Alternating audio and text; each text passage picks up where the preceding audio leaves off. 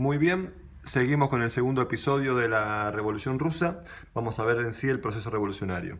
En 1917, las pésimas condiciones de vida de la población, que estaba en una situación de miseria y precariedad, obviamente esto profundizado por la guerra, una guerra muy larga, extensa, en donde la pobreza llegó a lugares inhóspitos en Rusia. Recuerden y piensen el clima que tiene Rusia, en donde hace un frío extremo y demás, la población mal alimentada, muchos en guerra y ya con el desabastecimiento de alimento, lleva a un clima de extrema tensión, en donde los principales sectores que estaban en reclamo eran los campesinos, obreros y soldados, que se empezaron a organizar, ya venían organizándose, recuerden el video 1 que habíamos hablado, en los soviets, en estas asambleas. Bien, en el 17, año donde explota la revolución y donde llega al triunfo, se producen intensas huelgas, derrotas militares de parte del ejército ruso, que en donde estaba encabezado por el zar Nicolás II, y sumado a la expansión de hambres y miserias, como veníamos diciendo, genera una crisis social sin precedentes, en donde el pueblo sí se manifiesta cada vez más fuerte, en donde hay también, por otro lado, levantamientos armados, en donde el zar lo que decide es disolver la Duma, el parlamento. Esto va a llevar a lo que se llama, lo que se conoce como la primera revolución del 17, la Revolución de Febrero, en donde, además de los levantamientos militares que se producen, ahora sí, el ejército abandona el apoyo al zar y lo obliga a Nicolás II, a abdicar el trono. Bien, abdicar significa renunciar al poder. Ahora bien, vamos a sacar esto un segundo, por favor, un segundete. Entonces, ¿qué va a pasar? ¿Qué va a ocurrir? La Revolución de Febrero, ¿quién va a asumir el poder entonces?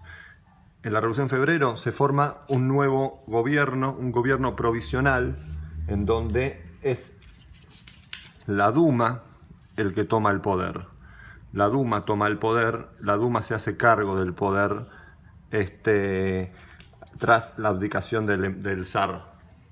La Duma, recuerden que era el parlamento, ¿no? El lugar donde se discutía. Ahora, el tema es el siguiente. La Duma tampoco la tuvo muy fácil en sí, porque la crisis no se resuelve de un día al otro. Entonces, vamos a entender antes de ver qué pasa dentro de este gobierno provisional, la división interna que ocurría dentro del parlamento, ¿no? Habían distintos partidos políticos, cada uno representaba a un determinado sector, ¿no? Ahí los escribí, los nombres tal vez no me importa mucho que lo entiendan, pero sí a quién representa cada uno. Por un lado estaba el Partido Constitucional Demócrata, que era representativo de la burguesía liberal. Por otro lado estaba el Partido Socialista Revolucionario, que serían los sectores medios en sí, representados bajo este partido. Y por otro lado estaba el Partido Obrero Socialdemócrata, representado por los sectores populares. En este punto voy a hacer una interrupción. Vamos a entender que dentro de estos sectores habían dos vertientes, dos ideologías distintas. Por un lado estaban los bolcheviques y por otro lado los mencheviques.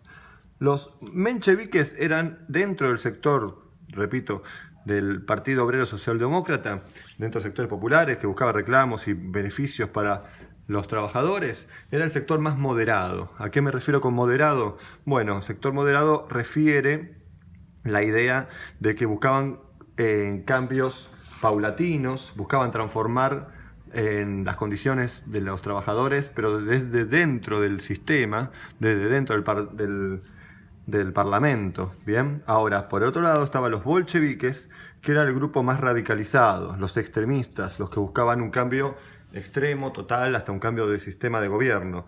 Estos estaban liderados por Lenin. Aquí le voy a acercar a la cámara para que vean la cara.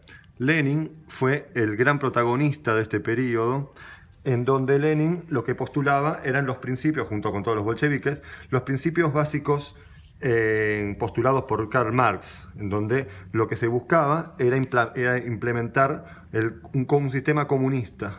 Bien, el principal lema, la bandera la que llevaba estos bolcheviques era el lema paz, pan y tierra. Acá está representado un poco los reclamos, ¿no? Lo que veníamos hablando. El pan con respecto a la alimentación, respecto a las hambrunas, cortar con eso, las penurias del pueblo. La paz, firmar la paz y cortar con una guerra que había iniciado el zar y donde el pueblo ruso lo estaba sufriendo en carne propia. Y tierra por el reparto de la tierra, que justamente esto que habíamos hablado antes, en el video anterior, había un reparto muy desigual de la tierra. Los campesinos apenas podían sobrevivir con las pocas porciones que tenían. Bien, ahora, bien, sacamos esto un segundo, vamos a ver qué pasa con este gobierno. Qué pasa en este periodo que va del febrero del 17 hasta octubre, que es donde explota la segunda revolución. Dentro de, en sí, el poder estaba concentrado, repito, lo tenía la Duma, ¿bien? La Duma era el que gobernaba, el gobierno provisional, que tenía todas estas diferencias internas. Pero en sí existían dos focos de poder. Por un lado estaban los soviets, ¿no? Los soviets, recuerden, los soviets que eran asambleas, conjuntos de campesinos, conjuntos de campesinos, de soldados y de obreros.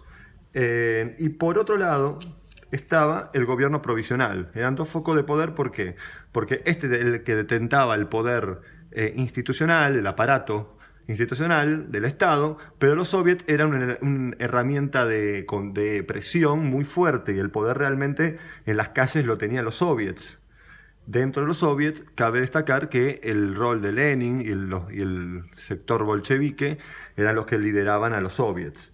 Ahora, va a provocarse una grave crisis dentro del gobierno provisional. ¿Por qué? El gobierno provisional va a entrar en crisis por dos cuestiones. Por un lado, la falta de respuestas a la demanda de los sectores populares. No brindaban soluciones a este conflicto de las hambrunas, la expansión de pestes y demás. Pero por otro lado, también muy importante destacar, habían tomado la decisión de continuar con la guerra mundial, ¿no? Entonces, ¿qué pasa? El pueblo seguía en contra de esto. Recuerden el reclamo, esto que hablábamos de paz, pan y trabajo, y tierra, perdón. Entonces, ¿qué va a ocurrir?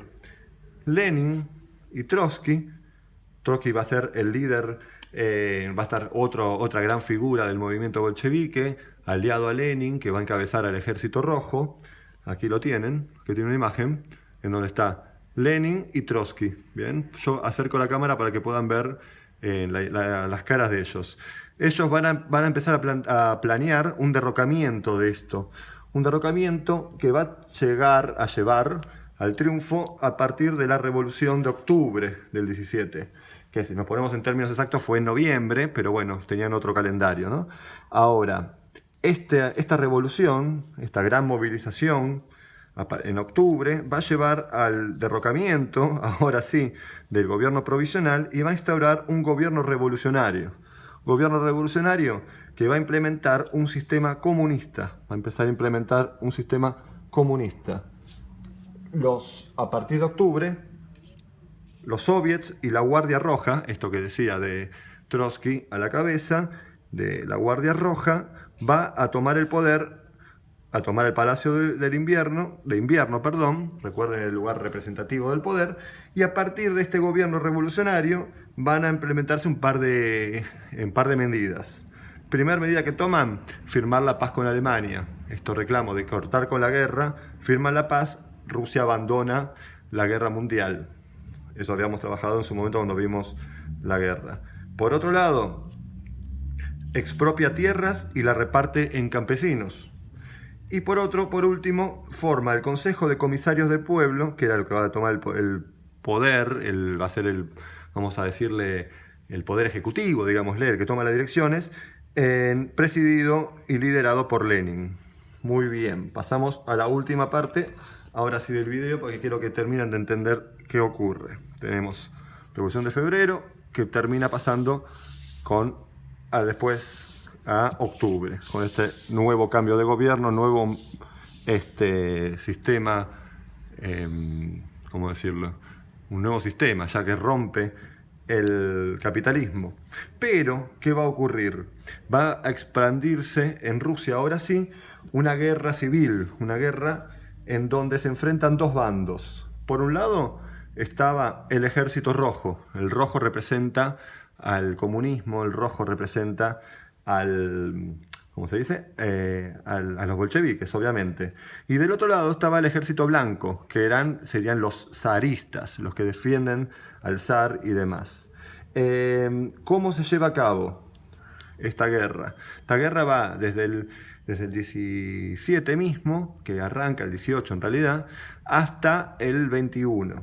El ejército blanco estaba apoyado por potencias europeas, que no le interesaba y no le convenía que triunfe un modelo comunista porque podía presentar una amenaza, un riesgo para los países europeos, porque si triunfa un modelo que rompe con el capitalismo y ven los sectores trabajadores de países europeos, llamémosle Alemania, Inglaterra, Francia o quien sea, corría en riesgo el mismo sistema capitalista. Entonces, ¿qué va a hacer? Muchos países van a financiar a este ejército blanco para que no triunfe. Ahora, el ejército rojo, que recuerden ustedes, estaba en una crisis total en Rusia, va a implementar lo que se llama el comunismo de guerra. ¿Qué es el comunismo de guerra? Dicho breve y conciso, se obligaba a las requisas forzosas. Los campesinos estaban forzados a entregar parte de su producción y también reclutamiento de tropas, personas que iban a luchar a favor de justamente el ejército rojo, liderado, como decíamos recién, por Trotsky.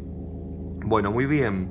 Esto va a llevar a una situación extrema en donde hay más de 5 millones de muertes dentro de Rusia, no solo por enfrentamientos militares, sino también por esta cuestión del hambre que se expande, porque ya había poco alimento y ahora, para colmo, terminan requisándolo, le terminan quitando para hacer esto. Repito, esta guerra termina, porque por desinteligencia dentro del ejército rojo y demás, termina en 1921. No sé si se llega a ver, muy chiquito es el cartelito. Y a partir de aquí se genera un nuevo Lenin, implementa lo que se llama la nueva política económica, que busca hacer unos nuevos lineamientos para reorganizar el Estado. El problema es que a todo esto muere Lenin y acaba va a ocurrir un enfrentamiento por el liderazgo entre dos personas. Por un lado Trotsky, como decíamos recién, por otro lado Stalin. Stalin va a ser el que va a terminar triunfando en esta lucha política y va a terminar en el poder, y a partir de 1924 se va a formar la Unión de las Repúblicas Socialistas Soviéticas. ¿Qué es esto? La URSS. Aquí tienen la bandera. Voy a mostrarlo más cerca de la cámara para también que entiendan la cuestión simbólica.